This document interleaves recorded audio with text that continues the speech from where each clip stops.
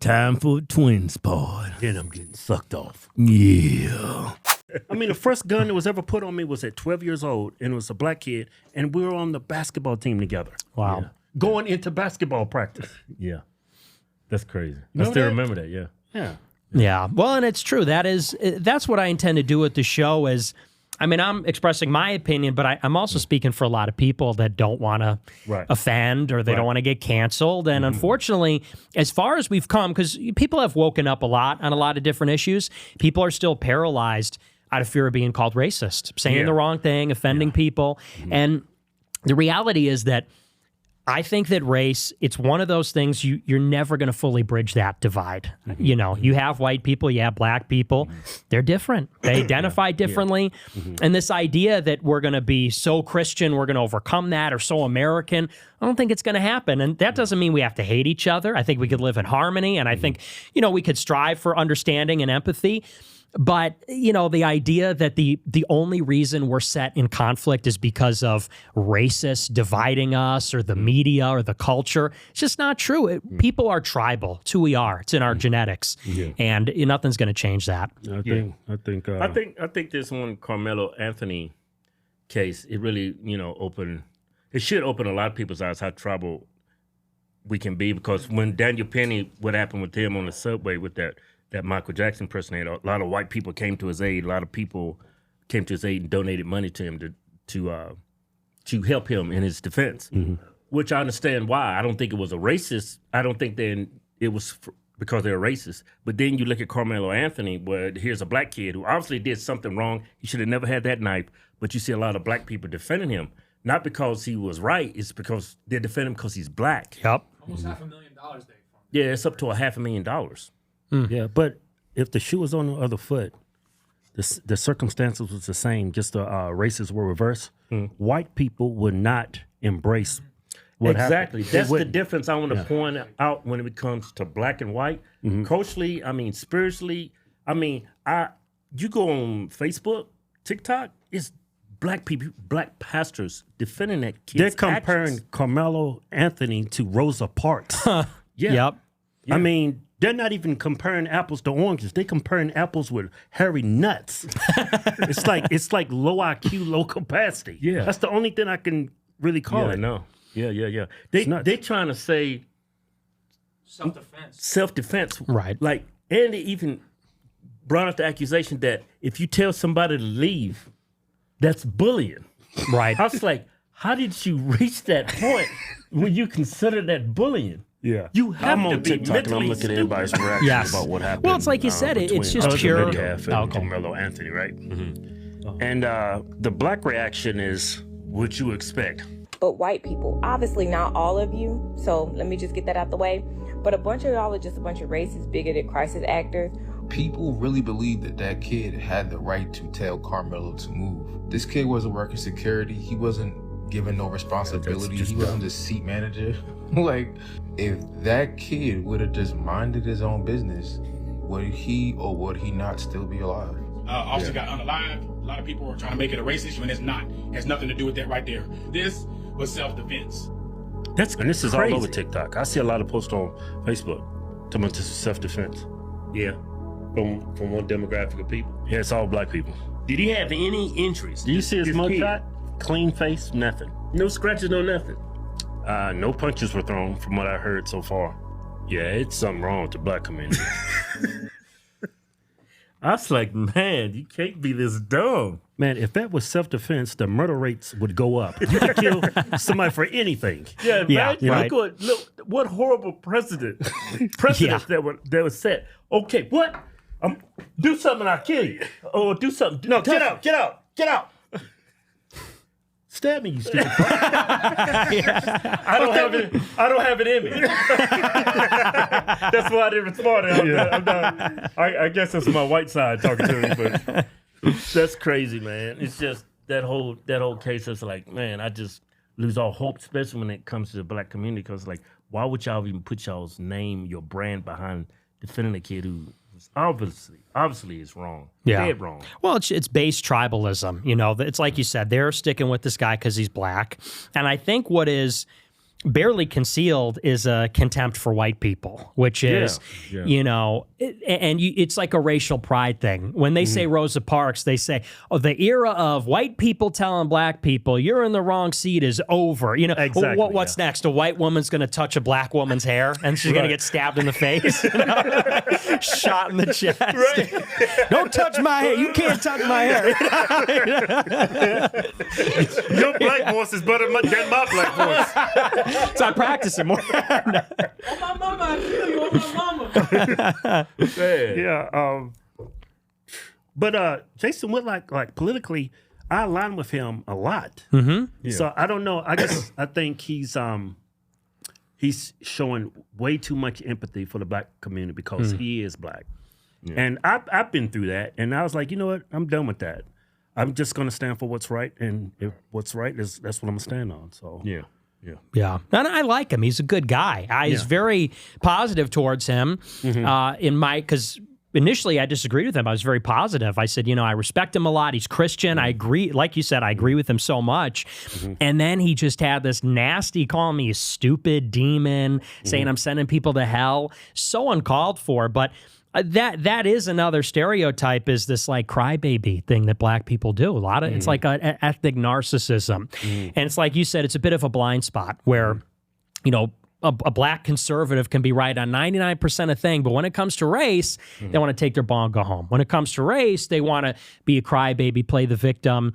And I think that's all it is, a blind spot. A lot of white people have it too. Right. And not even to be that guy, but in fairness, there's an equal amount of people that I know, white nationalist types, very proud. They'll be the first ones to blast black people and their behaviors. You talk about some of the behaviors of lower class white people, they say, oh, you're against white people, you're against your own kind. It's like, let's be honest, you know? Let's just be honest about who we are, who the other is.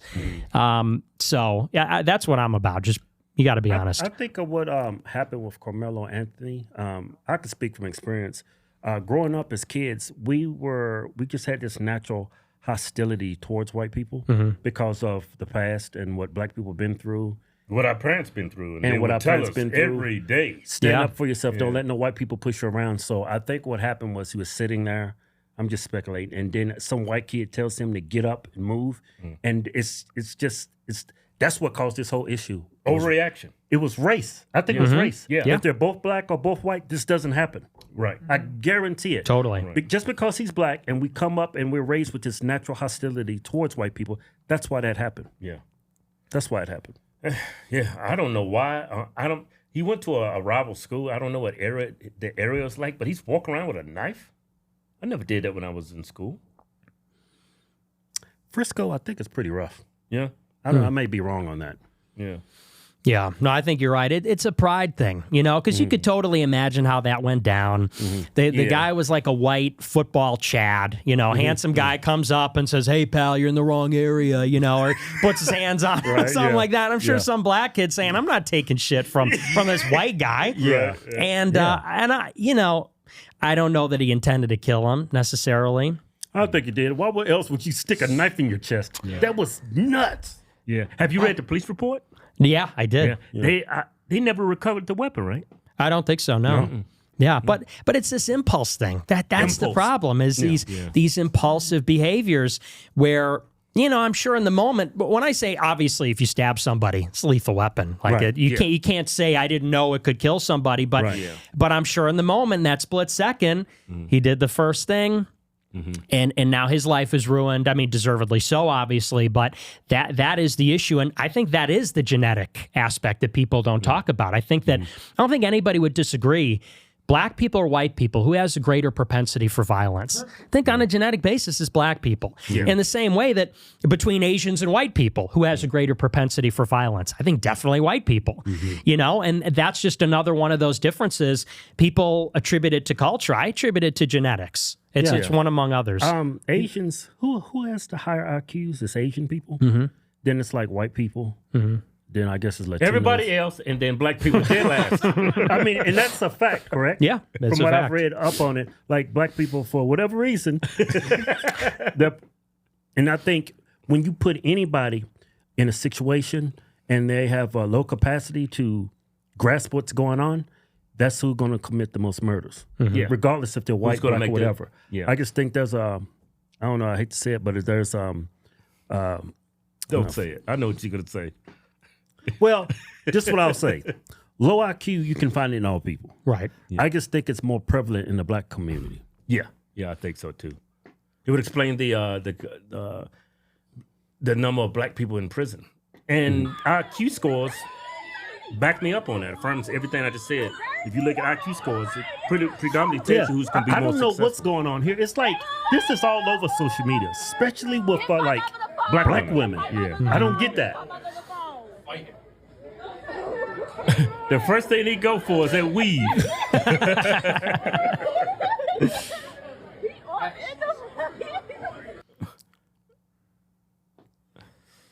Yeah, that's low IQ right there. All Oh, yeah. Why would you do that, man?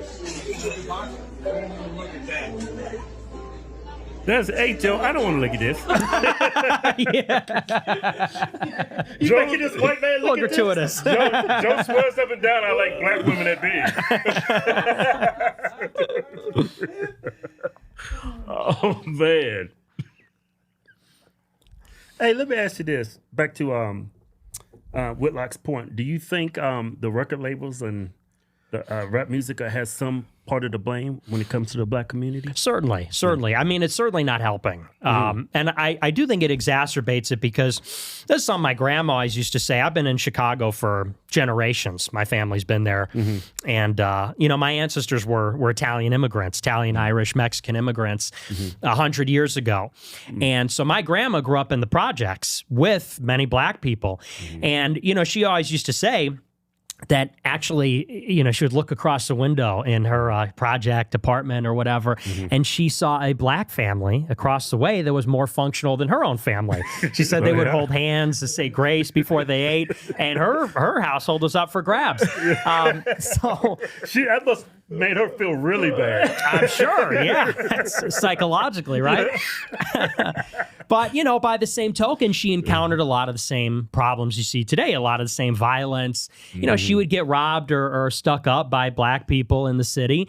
But everybody recognizes anybody who lives with black people in the cities will tell you there is a generational difference that the older black people, in many cases, they couldn't even read. My grandma had a school. They taught cops how to shoot their guns. It was a security school. And so they would license security guards, cops, do firearms training. And they would train up black people that sometimes couldn't read. They were from the Jim Crow era from the South. Right. But she said they were very honest, very decent, very respectful, polite. So culture makes a huge difference. I don't think it's everything. It's certainly not nothing. And anyone that lived, anyone that had that experience living in a city with black people through the generations will tell you the exact same thing. There's certainly a generational component, but I don't think that explains all of it. Yeah. Like all my aunts and uncles and my family, there wasn't a bunch of miscreants. Yeah. It was like polite. They always wore suits. Yeah, they always went to church on Sunday. Right. I remember growing up. There's an image. That's what black people used to dress. Yeah. I mean, that was the common thing to do. Yeah. And now, liberals get hold of black people and just turn into progressives, and now this is what you got. Yeah, I got a question. Do you think if, just a hypothetical, what would solve a majority of America's problems? Say you as president. That's just set them up. No, This is a setup job. I do not want to set you up. I feel guilty. This dude is wearing a wire. What do you think would solve a majority of America's problems? I think, personally, for your answer, I think we listen to women too much. Oh, yeah. I think a big problem America has right now is we have too many women in power, and look what happened when we got too many women in power. We got men in women's bathrooms and at sports. It's just women can't just even think different, so different than a man. That's a huge part of it. I mean, you can start with women. You can go to the media. You can go to immigration. I mean, the problem is we can all recognize the country's been getting worse. Yeah.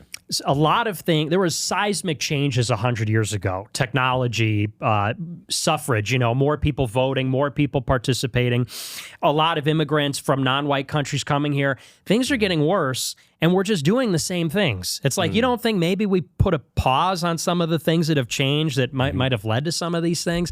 But, I mean, the women's a huge part of it because, like you said, they think differently. They're way more empathetic, way more, and they're kind of just like suckers. Like I men. like how you said that. That was perfect. Suckers.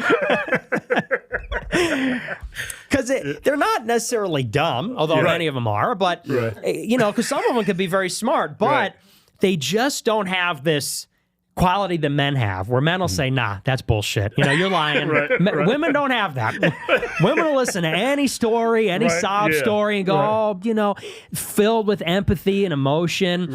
And when you look at who they vote for, this is like a red pill for me. When I was in high school, they said, I said, if you look at the election results, presidential election results, you separate it out by men and women. If only men voted, every state goes red. If only women voted, every state goes blue. All you need to know. That's all you need to know. That's powerful. And even today, the approval ratings with Trump, men overwhelmingly positive, women overwhelmingly negative. And we know Trump is right. We know the Democrats are wrong, and these are like not difficult issues. Should a country have a border? Can a country run an infinite deficit? Can we have entitlements? Paying people not to work. Like, no, we can't do any of these things. But women, they think that we can. And that's a huge source of the issue, certainly. The diversity is a big part of it. The anti-racism, not for nothing, but those pictures you show, that was a time when the society was immensely racist. Seems like it was better for both sides, actually. Right. And that's not to say, important distinction, it's not to say we're in, because people like to say, make America great again. What, you mean slavery and lynching and, racial hatred? It's like, no. Obviously, I'm not a sick person. I'm not a cruel person. I don't want to see people get murdered for their race or their ethnicity. But what did change, now that people have to walk on eggshells, now that people are afraid to enforce the laws or tell the truth, now there's no rules. Now there's no accountability. You could say that maybe in the old days there was an excess of justice and it fell into cruelty. It fell into, brutality. Now we have an excess of mercy. And you could see which one is worse. Certainly the excess of mercy and forgiveness, you get a lawless society. And I would rather be on the other end of a brutal cop than a brutal thug. And it's sort of an interesting distinction, right? Because you hear police brutality. Yeah, police can be brutal, certainly. I wouldn't want to be on the other end of that either. But would you rather be on the other end of the law that's brutal, or these young adolescent black men that are brutal, that will execute you for not even having to do with the theft? I referenced a specific case. I said, who's executing people in Lincoln Park? There's a case where they mugged a guy in Lincoln Park, which is a nice white neighborhood, stole his iPhone, demanded the password, and then they shot the guy point blank execution style. Now, why do you kill this guy? You got his iPhone, you got the password, you got what you're looking for. Why then do you kill this guy? Shoot him in a defenseless person. That is far worse than any brutality from the police, or from the state. Yet no one wants to talk about that brutality. So that's kind of how I see it. I never understood liberals when it came to the death penalty. They don't, like, a person could do the most heinous crime imaginable, and they would give the person life. And then that person goes to prison and he ends up killing several other people. It's like, why continue to protect his life when he took so many other people's lives? It should be eye for an eye. When it comes to our justice system, when it comes to murder, first degree, premeditated, you should be put to death. Did you hear about this guy? He's in jail. I think it was in California. He killed like 4 people during a robbery in a jewelry store. So he got life. It's a white dude, right? It's a black guy. Oh, okay. Oh, really? You wish. Right. Wouldn't that be nice? No, I'm teasing. Well, a white criminal robbed a grocery store, killed 4 people? Really? Right. And so it's a black guy, and his wife is giving him conjugal visits. Oh, okay. Why is he even allowed to do that? But he ends up killing his wife. Wow. Yeah. I was like, This doesn't make any sense. Yeah. Why does he get sex visits? Yeah. Yeah. And then she pisses him off and he kills her. Yeah. It's good, but your point about women, I think that's what's hurting our Supreme Court. Like Amy Coney Barrett, it's like she doesn't vote conservative. She's like progressive, just like the other women. You asked a great question. Would you rather have an all-male conservative Supreme Court or all-women conservative? And then, Right. and men overwhelming, everybody overwhelmingly said, yeah, it should be all men. Well, except for the women. Yeah. It was like 50-50. Yeah. But the dude's like, yeah, I'll take that. I'll take 12 Clarence Thomases before I take a freaking woman. You know? Right. It's just women. They think so different. That's why this whole transgender in bathrooms and sports, that's why it's went so far. It's not because of men. It's because women are allowing this. Yep. And if they can't protect themselves, why the hell should they be voting? Yeah. Yeah. Yeah, hey, y'all know about this giveaway, right? The Jeep Rubicon. But if you're in it right now, not only you get entered to win this, you get entered to win this monster over here. Come on down to the Price is Right. Bob Barker's been replaced. D.I. hire right here, and I'm proud of it. You know why I'm proud? Because I'm black. I don't give a shit. Get away this turbo diesel. Ram, 2500 heavy duty. Those tinted windows. Kind of beautiful. What color is this, graphite? That is white supremacist graphite right there. And assist step on that? Man, get in the win. All you gotta do is buy one of these fly t-shirts or any of our supplements, anything on our website. Get you automatically entered to win the Jeep Rubicon and our new giveaway, this Turbo Diesel 2500. Officialhorsetwins.com. If you're in our contest right now, you get 10 times the entries. Yeah, man, it's a beauty. Yeah, it's beautiful. It's beautiful. You hooked on phonics, nigga. No purchase necessary. Boy, prohibited. See official rules for details. Yeah.